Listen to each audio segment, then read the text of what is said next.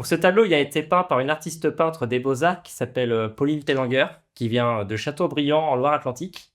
Le cadre, il a été fait par un couple qui vit à Houdon, pareil, dans le 44. Donc un couple avec un beau cadre avec des moulures et des feuilles d'or. Et donc sur ce tableau, on a vraiment voulu illustrer la vie de Quinton avec plein de petites informations. Mais je ne vais pas vous les donner, ces informations, c'est à vous de deviner un petit peu les différents aspects de la vie de Quinton à travers le tableau. Je ne dis plus rien, je vous laisse le découvrir. À toi, Marie-Josée. Alors, moi, je vois 2 plumes sur un portoile. Et là, ça me fait penser à Quinton, écrivain. Tout à fait, donc il y a même 4 plumes, précisément. Et oui, c'est effectivement pour illustrer la vie d'écrivain de Quinton. Là, ici et là. Ouais. Voilà, c'est ça. Donc sur son bureau. L'écritoire, ouais. Voilà. Et donc, effectivement, René Quinton, quand il était assez jeune, avant ses 30 ans, il écrivait des bouquins, il était écrivain. Après, il a écrit des maximes sur la guerre qui sont assez connues, et ça, c'était après la guerre 14-18. Donc voilà, pour représenter un peu le poète, le philosophe, l'écrivain, on a mis des plumes. Alors, moi, un autre détail qui saute aux yeux, c'est cette médaille, cette décoration. C'est peut-être la croix de guerre ou quelque chose comme ça. Enfin, en tout cas, c'est une décoration sans doute liée à la guerre. Voilà, décoration de la Légion d'honneur, parce que René Quinton était militaire de la guerre 14-18. Donc, il faut savoir qu'il n'était plus en âge d'être militaire. C'est lui qui a voulu aller sur le champ de bataille et au front, en plus. Et donc, il a démarré en tant que simple soldat au début de la guerre 14. Et donc, en 18, il était lieutenant-colonel. Donc, il a reçu pas mal de décorations pendant cette guerre. Il a reçu pas mal de blessures aussi, je crois. Et il a reçu pas mal de blessures. Alors, j'ai pas envie de dire de bêtises, mais je crois que c'est 8 ou 9 blessures. Ouais, 8. Avec notamment des éclats d'obus. Donc, malgré ses blessures, il est retourné au champ de bataille. Donc, voilà, Un vrai patriote. un vrai patriote qui voulait aussi combattre pour ses hommes, parce qu'il était très attaché à ses soldats. Donc, moi, ce qui me frappe, c'est donc la stature du bonhomme. C'est-à-dire que, bon, il n'avait pas de problème de dos apparemment, ou bien c'était bien soigné par des injections d'eau de Quinton, mais c'est son regard. Parce que là, il a un regard par rapport aux photos, j'entends. Je trouve très intéressant ce qu'elle a fait, la personne, je ne sais pas si c'était ça, mais ce regard, il est à la fois plus perçant, plus profond, mais moins vif par rapport à ce qu'on reçoit quand on regarde une photo. Donc il y a comme un passage, il jette dans l'au-delà de ce qu'il représente. Et alors, nous, on s'est posé une question importante pour la peinture, sans forcément juger le regard qu'a fait Pauline Tellinger, qui s'est illustré de photos d'archives, forcément. Il a fallu savoir de quelle couleur étaient les yeux de Quinton. Et ça, c'était une question qui était un peu compliquée, parce qu'avec des photos en noir et blanc, pas évident. Donc, on a regardé dans le registre de l'armée de terre, et c'est comme ça qu'on a su de quelle couleur étaient ses yeux. Et ses yeux sont gris. C'est extraordinaire. Ouais, super travail de vérification. Vous êtes allé très très loin. Donc, on est allé assez loin. Et puis, au niveau de la posture, donc en fait, on a repris l'une des photos où il se tenait dans cette posture. Photo. Voilà, il se tenait assez droit. Et c'est vrai que sur cette peinture, il donne un peu un regard un peu plus tranquille. Alors, il y a encore des choses à découvrir. Ouais, j'ai l'impression que là, il y a quelque chose ici où il y a marqué l'eau de mer, milieu organique, là. Il y a quelque chose de bleu, là, c'est ça? Donc, le livre thèse de Quinton, qui a été écrit en 1897, si je ne dis pas de bêtises. Donc, c'est un peu le livre thèse de Quinton avec les différentes études, notamment sur la cellule, les milieux organiques, la température. Publié en 1904. Oui, Voilà, c'est ça. 1904. Donc, il a mis un certain temps à l'écrire. Et donc, pour ce bouquin, il a été notamment aidé de Jules-Étienne Maret, qui était le biologiste qui l'a accompagné. Parce que, C'était son mentor. Ouais. voilà, Quinton, il n'était pas biologiste, il était assistant biologiste. Et Jules-Étienne Maret, ou Étienne Jules Maret, pour être plus précis, il était assez connu notamment pour la chronographie, les mouvements des animaux.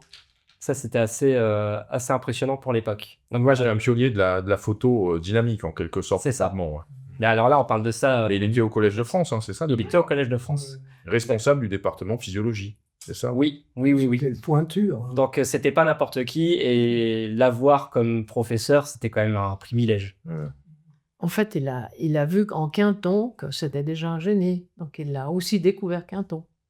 En fait. Parce qu'il l'a engagé pas comme ça. Non, non, il avait déjà commencé certains travaux, il Ouais. posait des questions qui étaient très intéressantes, et c'est comme ça que Étienne Villemaré s'est on va dire, intéressé à René Quinton, parce que voilà, il posait vraiment des questions qui n'étaient pas forcément habituelles dans le milieu de la biologie ou de la chimie. Alors moi, il y a quelque chose qui m'intrigue, c'est la statue, là. Ah, la statue qui est ici? Oui, Ouais. Alors c'est une erreur. on aurait une Vénus. C'est une erreur, puisque je vais donner une autre information. Le bureau que vous voyez ici, c'est le vrai bureau de René Quinton, qui est encore dans la maison familiale de Chaumembry, parce qu'il est originaire de Chaumembry, René Quinton. Et en fait, sur ce bureau, tout ce qu'on voit au-dessus du bureau était réellement posé sur le bureau. Il y avait cette statuette. Et quand on a peint le tableau, on a envoyé ça ensuite à la famille de Quinton. Et on nous a dit, mais pourquoi vous avez fait cette statuette? Fallait pas la faire. Nous, on n'avait pas l'information. Et en fait, cette statuette n'appartient pas du tout à René Quinton. Elle appartient à Bertrand Schletter, qui est le mari de la petite fille de René Quinton, qui a ramené ça du Maroc. Donc ça n'a absolument rien à voir avec René Quinton. Donc c'est la petite erreur de ce tableau, mais maintenant elle fait partie de l'histoire et on trouve l'anecdote assez drôle. Parce que voilà, on a beau essayer d'aller chercher loin les informations. Là, on avait les photos du bureau et on n'avait pas cette information. Donc, pour nous, elle était là. On s'est dit, bon, ben, on la garde. Et alors, le chien en photo, là, enfin, en tableau, c'est normal, docteur? Alors, chacun sa déco. Alors, le cadre est vraiment d'origine. Il y avait vraiment ce cadre-là chez la famille de Quinton. Et dans le bureau de René Ça, Quinton. j'ai pas vu. Euh, Dans le bureau, Alors, dans le c'est champ. pas dans le bureau, c'est sur l'une des photos. Parce qu'il a vécu à Chaumembry, il a vécu à Loches-sur-Ourse et il a vécu à Paris, avenue Carnot. Et je crois que c'est dans son appartement à Paris qu'il y avait justement ce fameux cadre. Mais à l'intérieur du cadre, il y avait un bébé. On va pas mettre un bébé même si on aurait pu rendre hommage au bébé sommé par Quinton et par Jean Jaricourt. On s'est dit, on va plutôt mettre Sodium, donc, qui est le chien qui représente un petit peu les premières expérimentations de Quinton dans les années 1897. Et voilà, donc on avait une photo de Sodium qu'on pourrait mettre justement en illustration, mais on avait plutôt la partie arrière du chien, on n'avait pas le visage. Donc j'ai appelé une vétérinaire qui m'a confirmé la race du chien, et du coup on a pu illustrer le visage de Sodium avec son buste.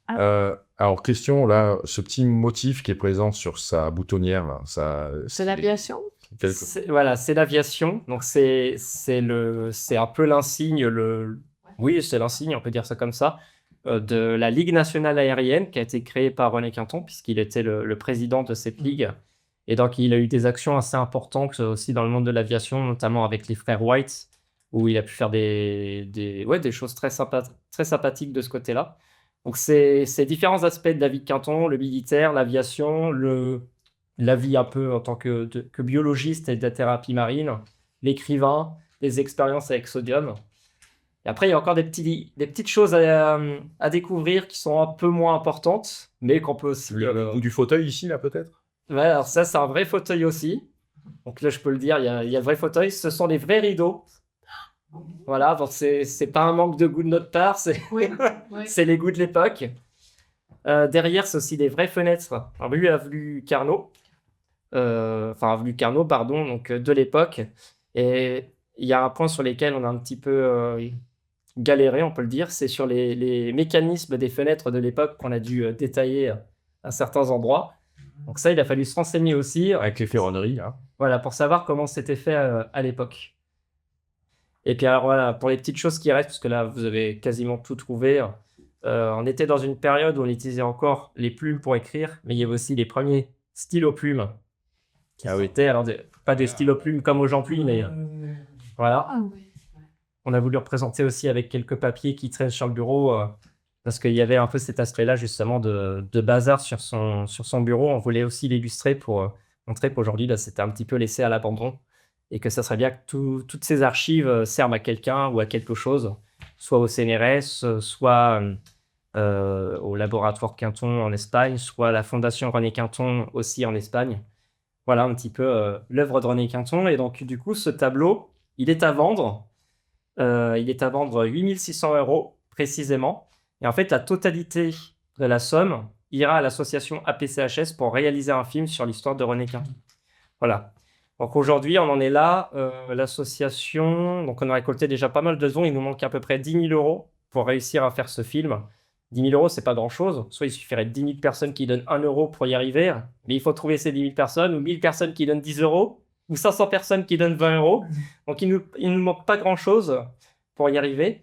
Et justement, ce tableau pourrait nous aider aujourd'hui à contribuer à ce projet. Donc un film sur les Quintons, tourné à la fois sur le passé, le présent et le futur. Et puis il y a un aspect vraiment historique, scientifique, éducatif et ludique aussi pour que ce soit accessible à tous. Voilà un petit peu la présentation du tableau de René Quinton. Merci. Merci à vous. Merci Floris. Merci.